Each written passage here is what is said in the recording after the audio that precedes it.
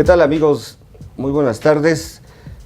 Nos da un gusto recibir hoy a Michel Chaín Carrillo, candidato del Partido Verde Ecológico de México. Michel Chaín es licenciado en Economía por la Facultad de Economía de la Universidad Autónoma de México. Se desempeñó como encargado de despacho de la Secretaría de Competitividad, Trabajo y Desarrollo Económico del Gobierno del Estado con Rafael Moreno Valle en 2013-2014.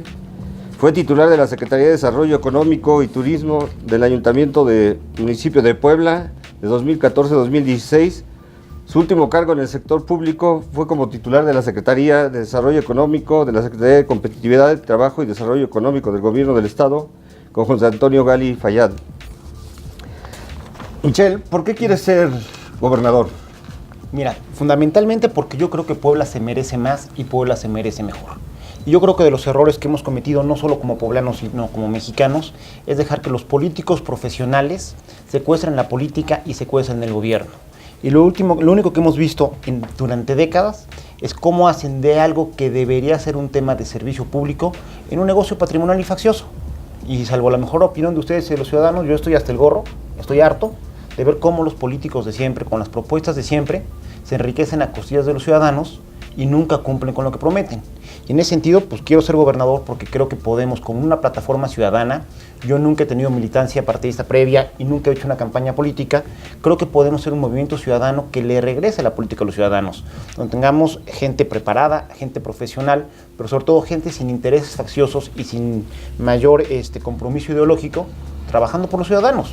Eso quiero para Puebla y justo porque quiero hacer las cosas diferentes, yo comencé tomando una decisión distinta y quiero ser gobernador. Michel, te veías en el Partido Acción Nacional como un candidato a una diputación. De pronto, días antes de que se definieran, digamos, las candidaturas para el Partido Verde Ecologista, tú apareces prácticamente de la nada, no se había mencionado tu participación ahí. ¿En qué momento surge esta idea de convertirte en candidato a gobernador? Mira, la verdad es que el tema de la diputación se trabajó mucho en medios, nunca hubo un pronunciamiento oficial como tal. Yo estaba abocado con mi trabajo como titular en ese entonces de la Secotrade, que es la Secretaría de Trabajo y Desarrollo Económico en el Estado. Sin embargo, pues, nos dimos cuenta, tanto el gobernador Gali como yo, que mi ciclo prácticamente había terminado. Lo que se podía dejar encaminado en la Secretaría en una administración corta como la de él, pues ya prácticamente estaba encaminado. Dejamos al Estado creciendo 3 veces más de lo que crecen el resto de los estados, de acuerdo al ITAE del INEGI. Tuvimos la tasa de desempleo más baja en toda la historia del indicador por parte del INEGI, la tasa de desocupación con el 2.1 que tuvimos en abril del año pasado. Dejamos al servicio del empleo en Puebla en el segundo lugar a nivel nacional. En ese sentido, pues ya era un ciclo que ya había terminado, donde las cosas que yo quería impulsar no las podía seguir impulsando como miembro del gabinete del gobernador Gali, y el 15 de diciembre yo salgo de la administración estatal. En ese momento yo pensaba dedicarme a otros temas, pero hubo un acercamiento por parte de diferentes fuerzas políticas que me ofrecieron poder participar en diferentes cargos, pero prácticamente en todos era ir a poner yo la cara con una plataforma ya prediseñada, con una cierta orientación ideológica, y la verdad es que algo que no me interesaba. Y lo que tuvo Juan Pablo Curi como dirigente del Partido Verde aquí en Puebla fue la apertura para entender que el siglo XXI, pues el siglo XXI es diferente del siglo XX, que los partidos políticos convencionales en el siglo XXI están totalmente desdibujados y tienen mucho tiempo que ya no le están hablando al ciudadano. En ese sentido, Juan Pablo entendió bien esta nueva dinámica social y lo que me ofreció fue utilizar al Partido Verde como una plataforma, pero para poder conformar una plataforma totalmente ciudadana, sin amarres ideológicos o partidistas. Y lo que hemos venido haciendo ha sido trabajar con diferentes organizaciones de la sociedad civil, especialistas en temas o que tienen intereses que los aglutinan, para ir definiendo una plataforma ciudadana. Y en ese sentido, con esta libertad conceptual para armar una plataforma que es legalmente viable, financieramente enfrentable, pero sobre todo pertinente, de acuerdo a la realidad del Estado, porque es una plataforma que viene de los ciudadanos, es que sí me pareció atractivo poder generar un cambio y poder competir para ser gobernador de mi estado. Existe la percepción que la definición de candidatos en el Verde ha metido las manos el exgobernador Rafael Moreno Valle. ¿Tiene algo que ver Rafael, con la designación de tu candidatura? Pues mira, como les decía, yo no soy una persona militante partidistamente, yo no había hecho vida en el partido previa a esta, entonces es una pregunta que yo no les podría contestar. Yo simplemente tuve un acercamiento con Juan Pablo Curi y platicando en estos términos de tener esta apertura para poder generar una plataforma totalmente ciudadana y poder encabezar un proyecto ciudadano, pues fue que acepté. Ahora sí que todo lo que haya pasado previo a eso, pues la verdad es especulación y yo no sería quién para podértelo contestar. Para ti, ¿cuál es la función específica de un gobernador?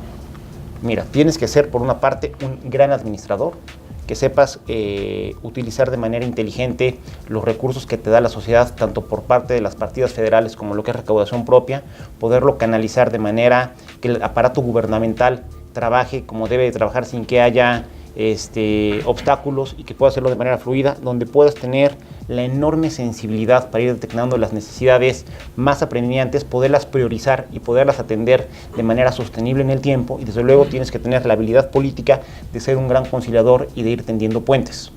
Yo creo que fundamentalmente, es mucho más complejo, pero fundamentalmente es el trabajo que tienes que hacer, además desde luego de tener un enorme liderazgo para poder conducir a uno de los estados más importantes del país, con 6.2 millones de habitantes, con 217 municipios, y donde además tienes un crisol de realidades, de climas, de microclimas, de lenguajes, de culturas, de idiosincrasias, que confluyen para hacer de Puebla un estado muy, muy rico. Y en ese sentido, pues tienes que tener la capacidad de generar este liderazgo y desde luego de ir actuando con el ejemplo. Michelle, ya yéndonos a temas específicos de gobierno, la seguridad pública o inseguridad pública, depende del lado del que se quiera mirar, es el tema hoy por hoy más preocupante para los electores. Incluso vemos que el Partido Verde desde hace años ha sido muy puntual en ese tema, porque incluso es más radical desde mi punto de vista en algunas propuestas como la pena de muerte y condenas a los delincuentes. Pero en el caso concreto de Michelle Chaín, ¿cuáles crees tú que son las causas de la inseguridad en Puebla y qué propones o qué harías en caso de que ganes la elección para hacer de Puebla un estado seguro? Desde luego es una muy, muy buena pregunta. Mira, déjame decirte, con el tema de la seguridad sucede una cosa curiosa. Si tú ves a Puebla desde el resto del país, Puebla sigue siendo una de las regiones más seguras para vivir e invertir. Pero para quienes vivimos aquí en Puebla, nos queda claro que en los últimos años nos estamos enfrentando a una inseguridad a la cual antes no nos habíamos enfrentado. Y hay que reconocer pues, que Puebla ha cambiado. Sí. Puebla no es la misma de hace 10 años. Hace 10 años la única noticia relevante que dábamos era que la planta de motores de Volkswagen, en lugar de quedarse aquí en Puebla, se iba a Guanajuato, a Silao. Sí. Y con eso le gritábamos al mundo que las cosas estaban tan mal económicamente que ni siquiera Volkswagen confiaba en nosotros. Afortunadamente la historia hoy, en términos económicos, es totalmente distinta. Como les decía, de acuerdo al ITAE del INEGI, Puebla creció 3 veces más que el promedio de los otros estados. Y ese crecimiento económico pues, nos ha ayudado a que haya gente buena que viene a buscar oportunidades en Puebla, pero también muchos malandrines de otras zonas del país que están deprimidas económicamente, pues que vienen a delinquir a Puebla. Sí. Y además este mismo crecimiento económico ha hecho que las manchas urbanas sean cada vez más grandes y más complejas, de tal manera que tenemos problemas sociales, de desintegración social, de ruptura del tejido social que antes no teníamos. Y en ese sentido hay que ser muy realistas para saber cómo atacarlo. Se pueden hacer cosas de avanzada, se pueden tener planteamientos muy agresivos, pero lo principal para que esto pueda funcionar es que las tuberías del sistema, lo que tiene que ser la plataforma del sistema estatal de seguridad pública, tiene que trabajar de buena manera y tenemos carencias muy evidentes que lo primero que tenemos que hacer es enfrentarlas. Caso concreto, necesitamos más policías estatales. ¿Por qué? Porque muchos de nuestros municipios son pequeños y no tienen la capacidad de tener una policía lo profesional y lo adecuadamente equipada que se debería. Sí. Entonces, en ese sentido, la policía estatal tiene que trabajar de manera subsidiaria. Y si eso lo aumentas, que tenemos municipios donde se maneja mal y se pierde la gobernabilidad, como fue el caso de San Martín Texmelucan, pues es más importante el papel que debe jugar la policía estatal. Y en ese sentido necesitamos más policías, pero necesitamos bien preparados. A mí, por ejemplo, me parece totalmente irresponsable que Morena, que Luis Miguel Barbosa haya dicho en su arranque de campaña, que los primeros 100 días iba a meter más policías estatales. Y me preocupa porque no se puede. No se puede porque necesitas reclutar. Después de reclutar, necesitas hacer que pasen las pruebas de confianza. Sí. Y después de que pasan las pruebas de confianza, tienen que pasar por la academia. Insisto, y no puedes poner al primer chato, la primera chata que pasa enfrente de la calle, ponerle un uniforme, darle una pistola y sacarlo a la calle. Es peligroso para la sociedad y es peligroso para ellos. Entonces, desde luego, hay que trabajar para fortalecer la policía estatal, pero de manera responsable. El segundo, hay que seguir invirtiendo en la tecnología. Pero la tecnología no nos resuelve todo. Si le apostamos únicamente a la tecnología, lo único que tenemos es buena evidencia. ¿Por qué? Porque la cámara va a capturar a lo mejor las placas de la camioneta que cometió el ilícito, pero no sirve para prevenir. Entonces hay que hacer la inversión en tecnología, pero al mismo tiempo hay que invertir en capital humano de técnicos, no necesariamente policías, que estén haciendo el monitoreo en tiempo real para que tú sepas que una cámara va a inhibir el delito y no nada más te va a dar pruebas para poder denunciar. Y ya que estamos en el tema de las denuncias, es un aspecto fundamental y yo creo que es una de las cosas que se hicieron mal en las administraciones pasadas. ¿Por qué? Porque en Puebla, de manera paradójica, se redujo el número de ministerios públicos y estamos por debajo de la media nacional. De tal manera que cuando tú ya tuviste un ilícito y tienes que ir a denunciar, se vuelve un infierno administrativo. Y no es porque la gente que está ahí sean malos servidores públicos, es porque es gente que tiene sobrecarga de trabajo, porque hay menos ministerios públicos y tienen que ir de muchas partes cercanas donde ellos están a poder denunciar, donde además están mal equipados y donde además no les hemos dado la preparación adecuada.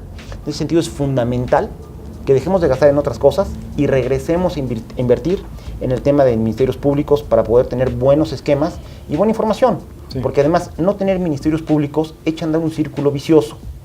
¿Por qué? Porque entonces la gente no denuncia, no tiene incentivos para denunciar y nosotros como gobierno entonces no tenemos información fidedigna para saber qué es lo que pasa en el Estado. Sí.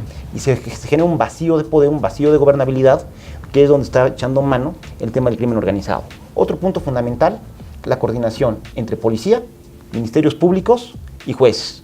Porque ahorita con el pretexto del nuevo sistema de justicia penal acusatorio, que desde luego es mejorable y tenemos que trabajar con el resto de los gobernadores y con el Congreso de la Unión para subsanar las fallas que son claras, pero ahorita con el pretexto del sistema que tiene fallas, todo el mundo hace mal su chamba y todo el mundo dice, no, pues es culpa del nuevo sistema. Y no es cierto.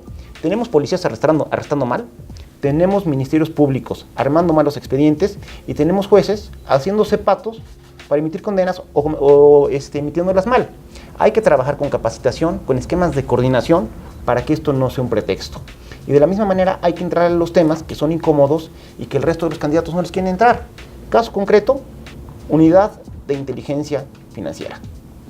A mí mi mamá me dijo que hay 3 cosas en la vida que no se pueden ocultar: el amor, el dinero y la ser sonso. Pues el dinero efectivamente no se puede ocultar, deja una huella.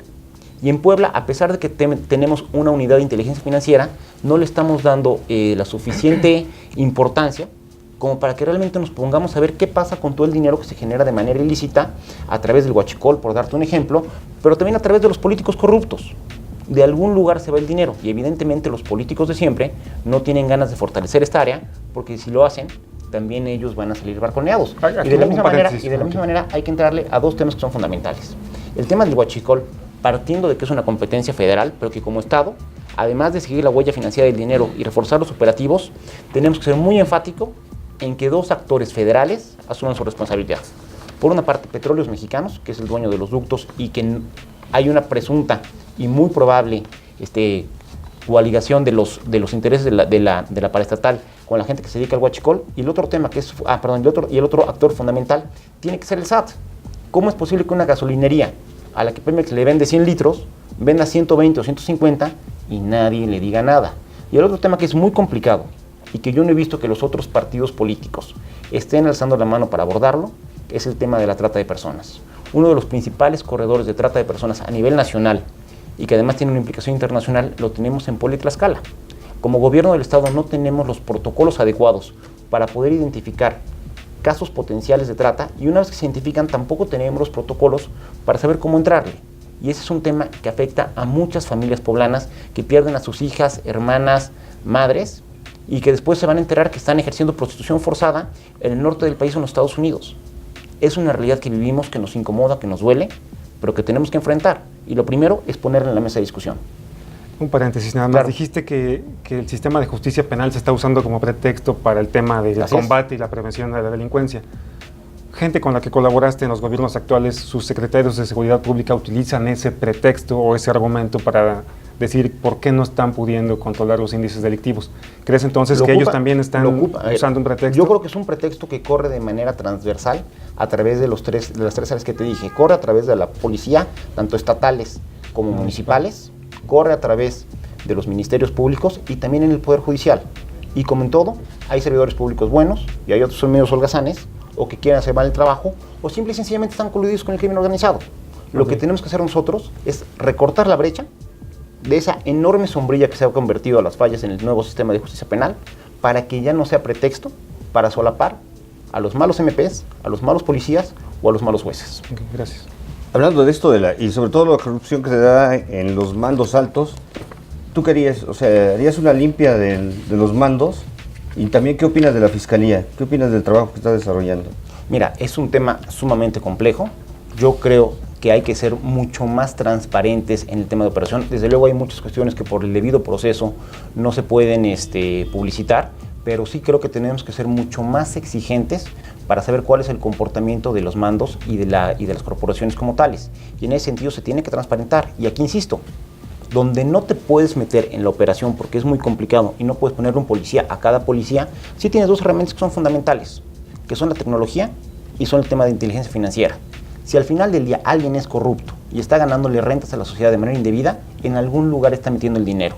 Y hay que seguir la huella del dinero, insisto, tanto para crimen organizado como para áreas de corrupción, porque como sociedad no tenemos por qué solapar que haya políticos que vivan por encima de sus ingresos. Y el otro tema es el de la tecnología. Y va desde lo más inmediato hasta las cosas grandes. A ver, ¿cómo le hacemos para que los policías no te cobren mordida? Pues si tú les pones equipos de videograbación que puedas estar viendo en internet en tiempo real cómo son los operativos, tú como ciudadanía también te vas a dar cuenta cómo operan. Y por ejemplo, y es algo tan sencillo como la multa de tránsito. ¿Por qué la gente le da mordida al policía de tránsito? Pues porque te la hace cansadísima y te dice que va a llevar tu coche. Si tú le das una terminal de punto de venta para que cuando te pasaste un alto lo puedas pagar en ese momento con tu tarjeta de crédito, te quitan el incentivo para darle mordida. Sí, oficial, disculpe, aquí está mi tarjeta. Hay que apostar a la tecnología. Les voy a dar un tema que iba más con el tema ecológico, pero va con eso. En todo el centro del país, únicamente hay 2 estados que no tienen una Procuraduría Ambiental: Puebla y Tlaxcala. No es de sorprender que seamos los que vertimos los contaminantes en el río Toyac. Entonces, una de las propuestas que tenemos es que tengamos un área que haga las veces, o ya sea como Procuraduría, o un área que haga las veces funciones y que supervise, para que montemos de manera fuerte y castiguemos a quienes contaminan el Atoyac. Pero lo que me dijeron muchas de las cámaras empresariales y de los empresarios cuando platiqué con ellos fue de, oye Michel, esto es abrir la cueva de Alibaba y los 40 bandidos, esto va a ser una olla de corrupción. Entonces lo que estamos proponiendo es que aunque sean menos inspectores, pero que estén bien equipados, para que los operativos se graben desde que llega el inspector, toma las muestras, se ven los resultados, va con el responsable de la fábrica o del municipio, porque también los municipios contaminan de manera importante el Atoyac, y se le notifique, y que todo esto quede en evidencia y se pueda ver en tiempo real en internet, donde antes no podíamos ponerle un vigilante a cada policía o a cada funcionario público. Hoy sí tenemos los medios tecnológicos para hacerlo, hay que aprovecharlos. Simple y sencillamente se requiere voluntad. Y como yo lo que quiero es hacer las cosas diferentes, sí quiero apostarle a eso, para que esos espacios de discrecionalidad que permiten la corrupción y permiten el cohecho se vayan reduciendo. En el tema de seguridad hay un asunto que está permeando, sobre todo por la incidencia delictiva, que va en incremento, es el tema de los feminicidios. ¿Qué acciones concretas tú propondrías para, de entrada, frenar y después para tratar de evitar este tipo de fenómenos que están pegándole a la sociedad? Desde luego, y la manera en la que la planteas me parece adecuada porque hay que verlo en 2 temporalidades diferentes. Hay acciones de corto plazo que se tienen que implementar y en ese sentido tenemos que fortalecer la vigilancia en el transporte público, tenemos que tener áreas de verdad especializadas para que las mujeres puedan ser atendidas. En un momento deberíamos llegar a tener ministerios públicos o áreas en el Ministerio Público especialistas y con la preparación integral para poder atender a mujeres víctimas de algún tipo de violencia, y desde luego donde tenemos que apostarle de manera mucho más integral a recuperar las redes de protección a nivel institucional, que no sea nada más la policía quien vigile. Hay que recuperar esa costumbre que era tan poblana de tener vecinos que cuidan a los vecinos. Y en ese sentido pues, tenemos que trabajar con redes de protección para que la denuncia de potenciales casos de ataques a mujeres sea mucho más sencilla y la atención sea mucho más expedita. Pero yo creo que el principal reto lo tenemos en el mediano y en el largo plazo. ¿Por qué? Porque tú no puedes ponerle un policía y tampoco puedes poner una videocámara a cada pareja de novios que van a echar beso al cine. Todo el mundo ha ido a echar beso con su novia, novio, quelite, galana, lo que sea. Está bien, pues es parte de la vida, tampoco vamos a espantarnos, es parte de.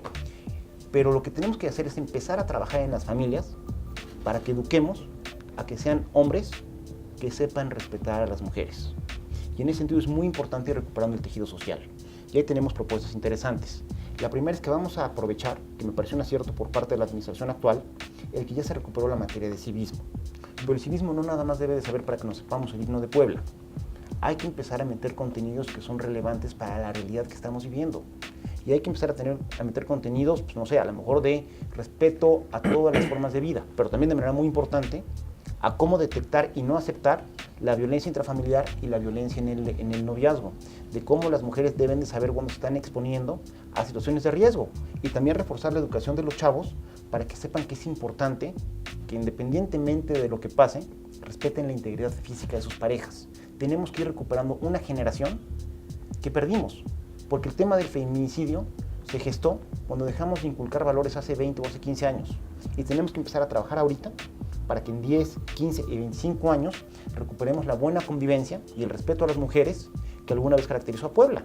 Y en ese sentido también el Partido Verde tiene una buena propuesta a nivel nacional que me gustó mucho, que es la de poderle dar permisos con goce de sueldo a los papás para que vayan a las juntas escolares de sus chavitos, porque de repente nos ponemos en la cómoda de decir que la escuela transmite conocimientos y los valores se transmiten en la casa, pero al mismo tiempo tenemos una realidad donde los dos papás trabajan y no les estamos dando chance de poder intervenir de manera mucho más activa en la formación de sus chavos. Lo que buscamos con esta propuesta es un primer paso para que el hecho de que tú le dediques tiempo a ver cómo le va la educación de tus chavos no te castigue económicamente porque te tengan que descontar el día. Es ir cambiando las reglas del juego para que haya la flexibilidad para que los papás puedan recuperar el tiempo que necesitan para ver qué pasa en su casa y qué pasa con sus chavos. Michelle, ¿crees en la declaratoria de alerta de género como un instrumento eficaz para combatir la violencia en estos términos que estamos hablando? Creo que puede ser un coadyuvante, pero no creo que vaya a ser algo que cambie radicalmente la realidad en la que estamos viviendo. La realidad que estamos viviendo es algo que gestamos, insisto, hace 15 o 20 años y que tenemos que revertirlo trabajando con los chavos hoy en día. Si tú ganaras esta elección, ¿qué harías al respecto de la alerta de género como gobernador? La analizaremos, estamos totalmente abiertos. Si vemos que beneficia, adelante. Okay. El otro tema, y yo creo que importante porque muchos le apuestan a esto, es la educación. Totalmente. Sí, ¿qué opinas de la reforma educativa? ¿Debe quedarse así como está? Mira, te lo voy a decir, yo le tengo mucho respeto a los profesores. Yo tuve grandes profesores, tanto en mi formación primaria, secundaria, preparatoria, como la licenciatura y en mi posgrado. Me hace un área de gran vocación. A mí me encanta dar clases, más todavía cuando estaba como secretario de Desarrollo Económico y Turismo en el municipio, todavía me escapaba a las 7 de la mañana para dar clases en el TEC de Monterrey. De verdad, me gusta mucho. Pero partiendo de que tenemos que reconocer la enorme aportación social que hacen los profesores, los maestros, también hay que reconocer que en todas las demás profesiones siempre se nos está evaluando, incluso a los empresarios. A un empresario le evalúa el mercado, si es bueno va a crecer y si es malo va a fracasar su negocio. A ustedes todos los días sus lectores los evalúan y sus jefes los evalúan. En ese sentido, pues más allá de polemizar el tema, sí me parece importante que a los profesores, como cualquier otro profesionista, se les esté evaluando y las evaluaciones se puedan conocer para que los padres de familia tomen decisiones racionales. Si tú no sabes si los maestros en determinada escuela son buenos o malos, no sabes si te conviene mandar allí o no a tus chavos. Y en este, como en otros muchos temas, lo que se tiene que privilegiar pues, es al chavo, insisto. Y si son cuestiones que van a coadyuvar para que los chavos tengan mejor información, mejor conocimientos y tengamos gente mejor educada que más adelante van a ser mejores ciudadanos y van a ser más competitivos, me parece importante. Hay que mantenerlo, hay que mantener la evaluación, hay que evitar excesos que en algún momento llegaron a tener, como el hecho de poder heredar plazas, pues, ni que fuéramos monarquía, ni que fueran condes o vizcondes. Las plazas tienen que ser por competencia y tienen que ser por competencia de capacidades. Y desde luego que la reforma tiene muchas áreas de oportunidad. A lo mejor hay que transparentar y a lo mejor hay que ver que la reforma no nada más sea en la parte laboral y hay que meter nuevos contenidos. Desde luego, todo es perfectible y todo es mejorable. Pero el hecho de que se les evalúen para que tengan que ser mejores, me parece que es sentar los incentivos correctos para que tengamos mejor educación y podamos formar mejores ciudadanos. En su última visita, justamente Andrés Manuel López Obrador aquí en Puebla, sí dijo que estaba en contra de la reforma educativa, que se debería desechar, pero un elemento que él señalaba era justamente que se hiciera una capacitación a los maestros, pero que esto no fuera un condicionante para ser despedidos. ¿Tú qué opinión tienes sobre esta particularidad? Creo que por el bien de los chavos y de las chavas, es importante que se evalúe a los profesores como nos evalúan a todos los demás profesionistas. La función de los profesores es importantísima para la conformación de sociedades saludables y necesitamos a los mejores profesores en las aulas y me parece sano que se les evalúe, se me hace sano que compitan entre ellos y se me hace sano que en un aspecto meritocrático se les otorguen mayores beneficios a los mejores profesores. Los que no funcionan, que se despidan. O se les tendrá que capacitar, pero no puedes tratar igual a un buen profesor que a un mal profesor. Tienes que trabajar para que un mal profesor se convierta en bueno, como en el resto de las profesiones. Y concretamente, ¿qué opinas sobre esta cancelación que está proponiendo Andrés Manuel López Obrador? La cancelación de la Insisto, reforma educativa. yo creo que si perdemos el hecho de que se puede evaluar a los profesores para que sepamos qué tan buenos son y tengamos a los mejores profesores en las aulas, formando mejores generaciones de poblanos y de mexicanos, estaremos equivocando el rumbo del país. No pretendo y no me gustaría que se satanizara a los profesores, desde luego. Habrá algunos que tengan problemas de formación o que tengan que mejorar su currícula. Hay que trabajar con ellos, insisto. Hay que evaluar para saber quiénes son los profesores, los buenos profesores. Hay que evaluar para saber cuáles son los profesores con deficiencia y hay que trabajar con ellos para que mejoren, como en todas las profesiones. Lo que no podemos es regresar a un estado de excepción donde lleguemos a excesos, como les decía hace un momento, donde se heredaban las plazas. Es un sinsentido. Tenemos que privilegiar la formación de nuestros chavos y tenemos que hacer todo lo que se necesite para que tengamos buenos profesores en las aulas. Y creo que en ese sentido la competencia, como en otros ambientes de la vida, es sana. Michelle, los electores, los ciudadanos, están cada vez más involucrados en la toma de decisiones de su gobierno y quieren rendición de cuentas, quieren saber qué se hace con su dinero, por qué se toman decisiones que se toman y hacia dónde los van a llevar sus autoridades. En este tema de transparencia y rendición de cuentas, ¿qué tan transparente sería el gobierno de Michelle Chahín y qué herramientas utilizaría para decirle a la gente que está empleando bien sus recursos? Totalmente. Hay que hacer todo aquello que ha permitido que Puebla ocupe los primeros lugares en transparencia en este ranking que hace tanto el IMCO como a regional. En esa parte digamos que ya tenemos palomita, pero a nivel del ciudadano hay que llevarlo todavía más. Incluso ya hay que preguntarle. Siempre le digo, a ver, no tiene nada de malo preguntarle a los ciudadanos. Creo que ese paradigma donde el servidor público, por ser autoridad y ser burócrata, pues tenías una aura que te iluminaba y sabías más que el resto de la gente, ya no funciona. Ese es un paradigma del siglo pasado. El siglo XXI es el siglo de las telecomunicaciones, del internet, de las redes sociales. Es un mundo mucho más transversal y los políticos de siempre les está costando mucho trabajo adaptarse a eso, porque el político tradicional está acostumbrado a hablar y hablar y hablar, y que hay una sociedad civil pasiva que nada más lo escucha. Pero eso en Puebla ya no existe y tiene mucho tiempo que dejó de existir. Entonces hay que darles elementos para que los poblanos tengan más elementos para hacerse de su opinión. La información no puede ser patrimonio del gobierno. La información, siempre y cuando no contenga datos personales, tiene que ser información pública. Y le vamos a apostar a la apertura, insisto. Y donde tenemos que cerrar las brechas para la corrupción y el cohecho, lo que vamos a hacer es apostar a la tecnología y apostar a la transparencia. Entre más información haya, tenemos una sociedad más participativa. Y es lo que tenemos que buscar. Y desde luego, como candidatura ciudadana, es a lo que le estamos apostando, que los ciudadanos retomen la política y retomen el gobierno. Porque tú vas a la calle y le preguntas a alguien y todo el mundo sale corriendo y te dice, no, espérate. Yo sí soy gente honrada, yo sí trabajo, yo no estoy en la política. Porque la política lleva muchos años de no darle beneficios a las familias.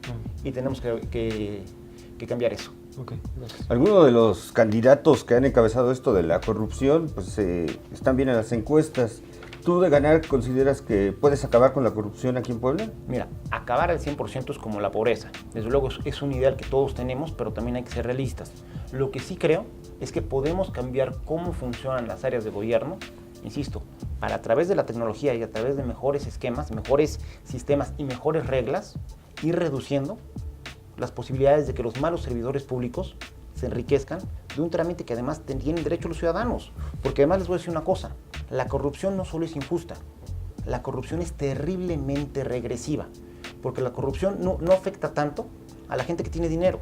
Si tú tienes que dar 100 pesos para tener acceso a un trámite al que tienes derecho, a lo mejor si tú tienes lana, los 100 pesos no te cuestan tanto, te da coraje, es injusto, pero los pagas. Pero una familia de pocos recursos y de muchas necesidades, si tiene que estar dando 100 pesos por cada servicio público al que tiene que acceder y al que tiene derecho, entonces resulta que su ingreso, en lugar de irse en educación y comida y salud, se está yendo en mantener una serie de burócratas corruptos que no le generan ningún beneficio al Estado y que, por el contrario, están abonando a que las brechas de desigualdad que tenemos se vayan ampliando en lugar de reducirse. Entonces, el combate a la corrupción y al cohecho tiene que ser frontal, tiene que ser brutal, y tenemos que hacer una reforma regulatoria en serio, donde sean menos trámites, donde sean menos interacciones, donde haya cada vez más tecnología y desde luego donde le simplifiquemos la vida tanto a la gente que tiene derecho a algún servicio público como a los empresarios que quieren generar un empleo, que quieren poner un negocio y que quieren generar empleos. hay que acabar con eso, de que el gobierno es el peor enemigo de los empresarios y es el principal absorbor de rentas de los ciudadanos, y hay que convertirlo de nuevo en facilitador. Y eso, insisto, pasa por mejores reglas del juego, por más tecnología y por más transparencia. ¿Qué diagnóstico tienes sobre organismos como el Instituto de Transparencia, como el Sistema Estatal de Anticorrupción o como la Auditoría Superior del Estado? Mira, son sistemas que trabajan, desde luego tendrán áreas de mejora. La verdad es que yo creo que hace falta precisamente información para poder entrar más a detalle. Me parece que conceptualmente están bien planteados, insisto, se les tendrá que ir evaluando. Aquí lo que me parece importante es que tienen que paulatinamente irse volviendo cada vez más ciudadanos y menos políticos, donde tenemos que privilegiar la parte técnica y la formación por parte de la gente que pretenda presentar exámenes de oposición para entrar a estos organismos, al tema de las vinculaciones o de la experiencia política. Te pregunto esto porque, aunque legalmente sí están bien soportados, en la práctica pueden ser mecanismos que solamente se prestan a la simulación o que en el caso de la auditoría, por ejemplo, sirve como garrote político. Insisto, y eso lo tenemos que corregir generando mejores reglas del juego, transparentando su toma de decisiones y profesionalizando los cuadros que van entrando para que sea literalmente un servicio civil el que soporte la operación de áreas tan importantes como es la auditoría. Concretamente, ¿qué cambiarías en cada uno de estos tres organismos? Sobre todo en el caso de la auditoría, yo creo que es un trabajo que se tiene que ver a mediano plazo, donde tenemos, sobre todo en áreas tan delicadas como esas, ir implementando un servicio civil profesional, donde independientemente de los nombramientos que pasan por congresos, que tienen una lógica distinta, que toda la gente que está abajo sea gente que esté por méritos, por exámenes de oposición y que tenga la formación técnica para estar ahí, y que no en la parte operativa se privilegien los criterios políticos. Michelle, ¿qué opinas de la autonomía, de la división de poderes en Puebla? Primero, ¿tú qué opinas? ¿Cómo debe trabajar esta autonomía? Y si crees que en Puebla es real la autonomía, de la división de poderes. Mira, yo creo que esa es una pregunta que no me deben de hacer a mí. Yo creo que es una pregunta que tiene que ir de cara al electorado. Sí. Ellos cómo quieren que se conforme el Congreso del Estado. Sí. Le quieren dar un voto de confianza a la misma persona por la que van a votar para el Poder Ejecutivo, de tal manera que el gobernador o gobernadora tenga mayoría en el Congreso y tenga una relación mucho más tersa con ellos al momento de proponer el presupuesto, por darte un ejemplo, o las iniciativas legales, o quieren que el Congreso sea un contrapeso de quien vaya a ser gobernador o gobernadora. Sí. Yo creo que esa no es una cuestión de diseño institucional. Esa es una pregunta que los electores, el 1 de julio, nos van a resolver de cómo quieren que funcione. Para ti, ¿qué sería mejor? Porque hemos visto que las dos situaciones que describes tienen opiniones a favor y en contra, ¿no? Es como todo en la vida. Siempre vas a tener áreas de oportunidad, ventajas y desventajas. Si tienes un poder ejecutivo que tiene control o que tiene buena vinculación con la mayoría legislativa, va a ser mucho más tersa la relación y vas a ganar en eficiencia y en eficacia. Sí. Y posiblemente las discusiones, el tiempo de discusión, se va a cortar por la misma mayoría. En cambio, si tienes un Congreso, digamos que muy distinto en signo y en ideología al Poder Ejecutivo, vas a tener un contrapeso más importante políticamente, donde vas a requerir que haya más negociación, porque al final del día la política surge precisamente para negociar y para dirimir nuestras diferencias de manera pacífica y no estarnos dando de cocolazos como en la prehistoria. Sí. Pero ese mismo contrapeso va a hacer que sea mucho más tortuosa y ineficiente la toma de decisiones. Insisto, los dos tienen ventajas y desventajas, pero tendrá que ser el electorado el que nos diga cómo quiere que sea esa correlación de poderes en el caso de Puebla. Gracias. En anteriores administraciones hemos visto el gobernador se vuelve el gran legislador, ¿no? Es el que ve todo ahí, cómo mueve para que le autoricen o la aprueben más bien las iniciativas. Sí, en tu caso, de ganar, ¿tú serías el gran legislador? Insisto, yo creo que ese es un tema que, como le comentaba hace un momento Jorge, ese es un tema que tendrán que decidir los ciudadanos. En mi caso, difícilmente podré ser el gran legislador, pues porque a pesar de que estoy en esta candidatura por parte del Partido Verde, pues el Partido Verde se ha convertido en la plataforma para una candidatura ciudadana. Y como tal, pues no tengo un bloque de diputados que a priori vayan a apoyar lo que yo digo. En ese sentido, pues independientemente de cómo vote la ciudadanía, si me favorecen con el voto y este proyecto ciudadano logra encabezar los destinos de Puebla los próximos 6 años, tendrá que ser un proceso de mucha negociación, porque pues, los diputados tendrán sus propios intereses políticos, pero estoy seguro que si ponemos por delante el interés de la gente de Puebla, de las familias de Puebla, y proponemos cosas pues, razonables, cosas cuerdas, cosas que hagan sentido, pues podremos ir generando las mayorías como sucede en los sistemas parlamentarios de buena parte de Europa. Bueno, ya hablabas del Ejecutivo con el Legislativo, pero ¿qué pasa con el tema del Poder Judicial? Hemos visto la tentación de los gobernadores por incidir en otro de los poderes, incluso hasta para poner al titular, al presidente del Tribunal Superior de Justicia. ¿Ahí cómo evitarías tú la tentación para no, en el hipotético caso de que llegaras a ser gobernador, para no incidir en este poder?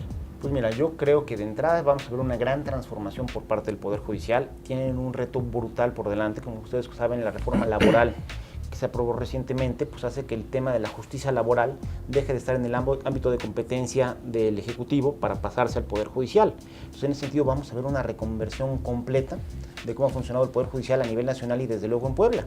Entonces, yo te diría que este replanteamiento que se tiene que hacer también nos abre la puerta para que muchas de esas áreas que no estaban funcionando bien, pues también se puedan revisar. Van a requerir más gente, van a requerir más dinero y van a tener una administración mucho más compleja, donde creo que tenemos una muy buena área de oportunidad para fortalecerlos. Michelle, ya en términos electorales, para ti, ¿quién es o quiénes son los rivales a vencer en esta elección? Sabemos que estás en un partido que no cuenta, por lo menos hoy, con la mayoría de las preferencias, ni figura entre los 3 primeros lugares. Es un tema nacional, no solo es un tema local. Para ti, ¿quiénes son los rivales a vencer y qué tendrías que hacer para ganar la elección? Mira, yo te diría que tengo un rival a vencer y es el abstencionismo. Sí. Como buena plataforma ciudadana, en la medida que logremos que más gente salga a votar, estoy seguro que esta plataforma que estamos armando, además con ellos, con los ciudadanos todos los días, se irá viendo fortalecida. Y se los dije el día de mi inscripción como candidato.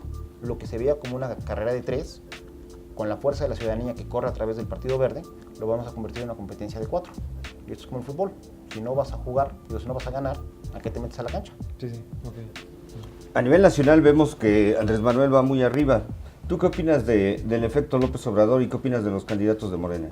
Pues opino que Barbosa no es Andrés Manuel. Bueno, vamos a mi pregunta.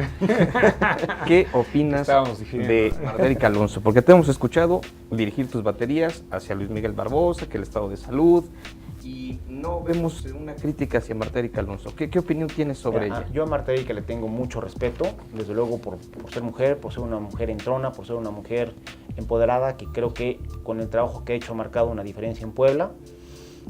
Y a ver, el tema de Barbosa no es por Barbosa. Yo no tengo el gusto de conocer a Barbosa. Tengo el gusto de conocer a Enrique Doher, con él sí me ha tocado trabajar más, no tengo el gusto de conocer a Carreto. El tema con Barbosa no es Barbosa. El tema con Barbosa es lo que dice Barbosa. Yo te diría que el peor enemigo de Barbosa se llama Barbosa, de la misma manera que el mejor coordinador de campaña que ha tenido Doher se llama Luis Miguel Barbosa. Insisto, no es por él, es porque como ciudadano exijo que las propuestas que se lancen sean propuestas sustentadas y no nos digan sin sentido. Es porque como ciudadano quiero que quien vaya a ser el gobernador o la gobernadora los próximos 6 años reúna preparación académica, reúna experiencia de gobierno, reúna honradez y reúna la capacidad física para poder administrar un estado tan complejo como Puebla por los próximos 6 años. Y eso lo tiene Martérica. Eso lo tengo yo. ¿Y Martérica? Eso lo tendrá que resolver Martérica y tendrá que comenzar el electorado de que lo tiene.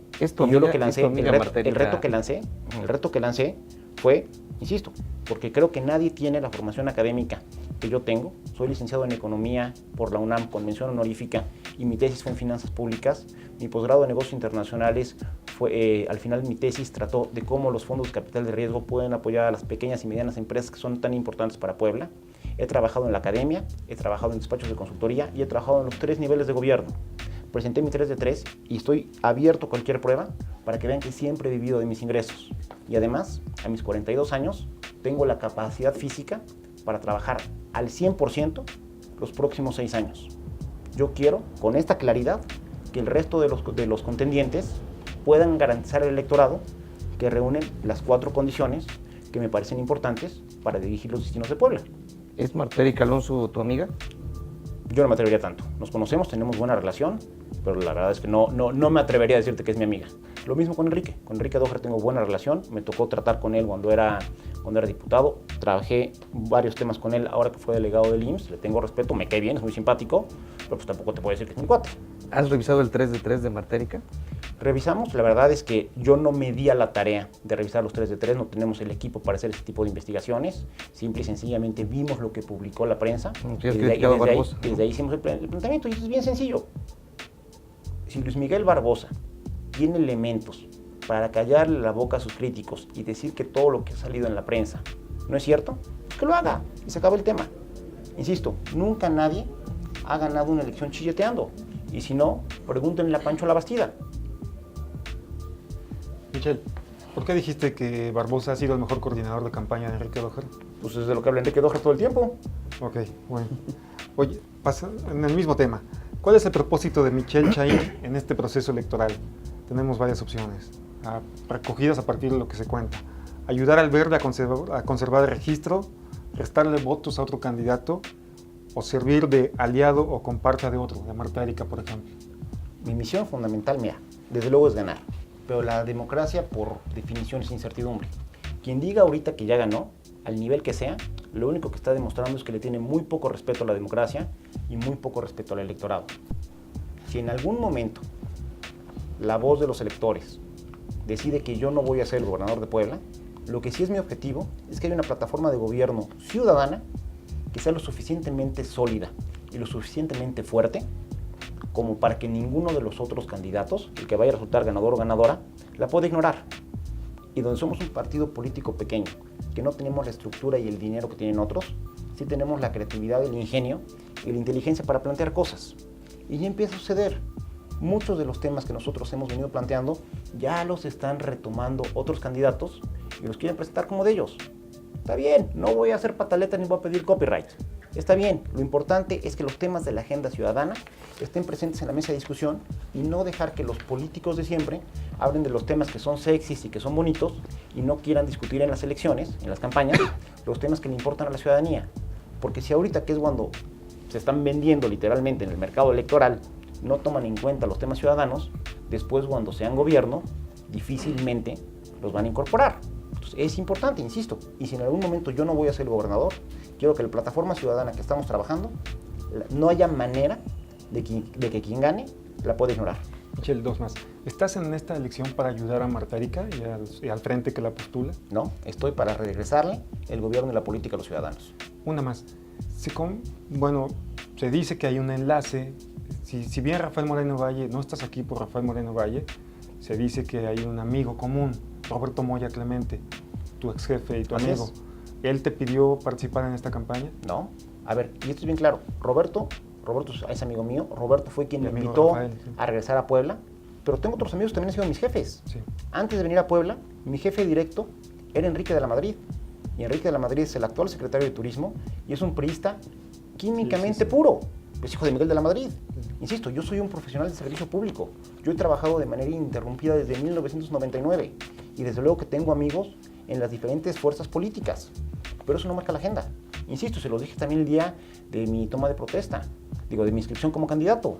Entonces nos vamos, con todo respeto, Alejandro Armenta trabajó en el gobierno federal, le deberían estar haciendo el mismo cuestionamiento respecto a Enrique Peña Nieto, y Fernando Manzanilla fue secretario general de gobierno, su vinculación con Rafael es mucho más fuerte. Jefe de gabinete, sí. Memo Arechiga fue secretario de gobernación con Tony Gali en el ayuntamiento. Sí. Insisto, si eso nos vamos, hay candidatos en esta elección que tienen vinculación mucho más fuerte con el grupo en el poder que la mía. Yo soy un profesional del servicio público, llevo mucho tiempo trabajando como profesional de administraciones públicas y es por eso que sé cómo funciona el gobierno, sé qué se puede hacer, sé que no y sé cómo se hace. Y sé cuando nos están mintiendo y sé cuando son propuestas viables. Oye, siendo objetivos, ¿cuál sería el porcentaje de votación que tú esperas alcanzar para considerar que fue una campaña exitosa? El porcentaje no importa, el porcentaje es un medio, el fin es la gubernatura y yo voy por la gubernatura. Pues gracias, Michel. Muchas gracias. Al contrario. Por acompañarnos. Gracias, Jorge. Gracias, Salvador. Por gracias. Salvador, me quedas un poquito lejos, pero solo desde acá. Muchas gracias y nos vemos en la próxima entrevista. Hasta luego.